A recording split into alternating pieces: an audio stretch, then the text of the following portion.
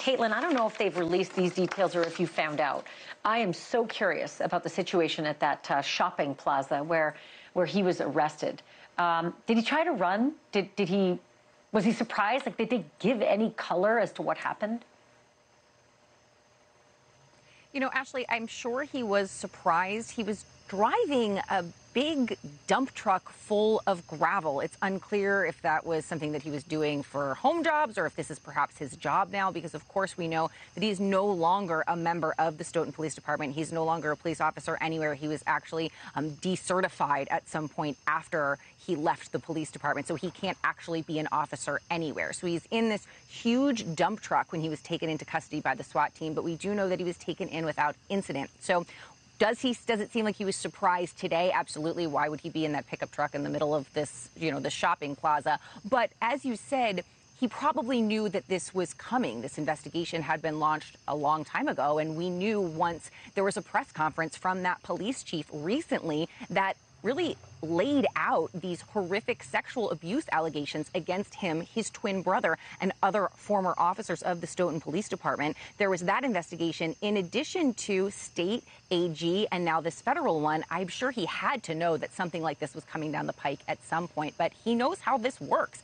He was an officer at this very police department for years. So what about the others? The co-conspirator alleged to have been one of the assistant chiefs, I think, and the twin brother who was alleged to have maybe been partaking in some of the underage abuse that went on with the Explorers program. I did hear the feds say today that it's ongoing, that this isn't over yet. Do we expect there are going to be more people arrested in this whole sordid story? It's very possible. Not only could there be more charges and more people arrested, but it could be done by multiple agencies, Ashleigh. As I said, there is an AG investigation going on.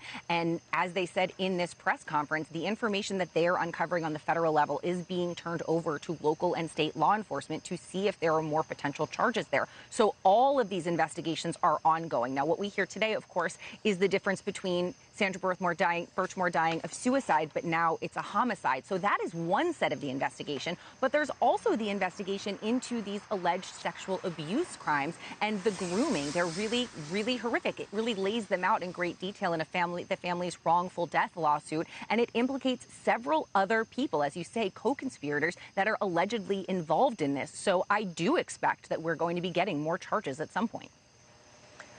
Can you also just tell me a little bit, and it's just so sad to hear this, but a little bit more detail that came out of the federal indictment about what the allegations are regarding Matthew Farwell coming to her apartment to look around in the days or weeks prior to her death. What were the details there that she apparently, Sandra Birchmore, told her friends?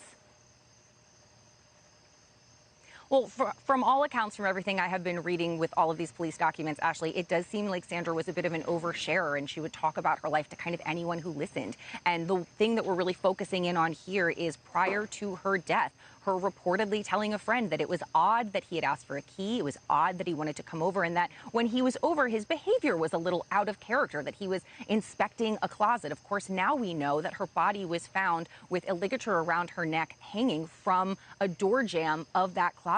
She reportedly told a friend that he was looking specifically at that closet door. So you're putting all of these things together, which is, of course, extremely troubling.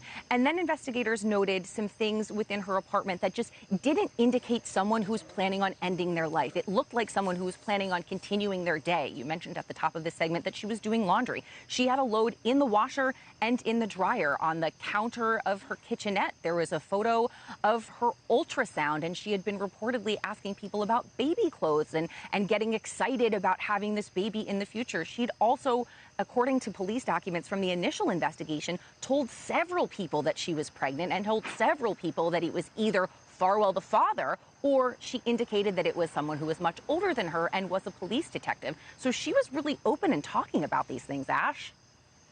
Wow. Yeah, and also that whole business about just a few hours before she died, she's making an appointment with a photographer for a newborn photo shoot. That doesn't sound like someone who is about to hang herself from her closet door in a seated position. Caitlyn Becker, thank you for doing the work for us today. Thanks for watching. Go to joinnn.com to find NewsNation on your screen. And don't forget to click the red subscribe button below to get more of NewsNation's fact-driven, unbiased coverage.